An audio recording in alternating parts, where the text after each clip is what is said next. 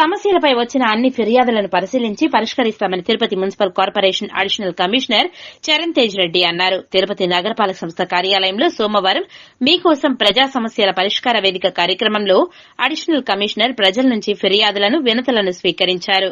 ముఖ్యమైన ఫిర్యాదుల్లో శివజ్యోతి నగర్లో తెలుగంగ నీరు సరిగ్గా రావడం లేదని, వరదరాజనగర్లో బోరు మరమ్మతులు చేయాలని, అకారంపల్లిలోని తమ ఇంటి ప్రక్కన గేదెలు మేపడం వలన అపరిశుభ్రత, దోమల సమస్య ఉందని, నెహ్రూ వీధిలో నిర్వర్తిస్తున్న కెమికల్ షాపు వలన అగ్ని ప్రమాదాలు జరిగే అవకాశం ఉండడం వలన ఆ షాపును తొలగించాలని, గోకులం అపార్ట్మెంట్స్ ప్రక్కన రిజిస్టేషన్ గల కాలనీలో ప్రధాన రోడ్డుపై పార్కులో చెత్త వేస్తున్నారని, అక్కడ లైట్లు, సీసీ రోడ్లు వేయించాలని, అదేవిధంగా కొన్ని ప్రాంతాలలో డ్రైనేజీ సమస్యలు పరిష్కరించాలనే ఫిర్యాదులపై అడిషనల్ కమిషనర్ చరణ్ తేజ్ రెడ్డి స్పందిస్తూ తగు చర్యలు తీసుకుంటామని తెలిపారు. ఈ కార్యక్రమంలో హెల్త్ ఆఫీసర్ డాక్టర్ యువ అన్వేష్ రెడ్డి, రెవెన్యూ అధికారి సేతుమాధవ్, ఆర్ఐలు తదితర అధికారులు పాల్గొన్నారు.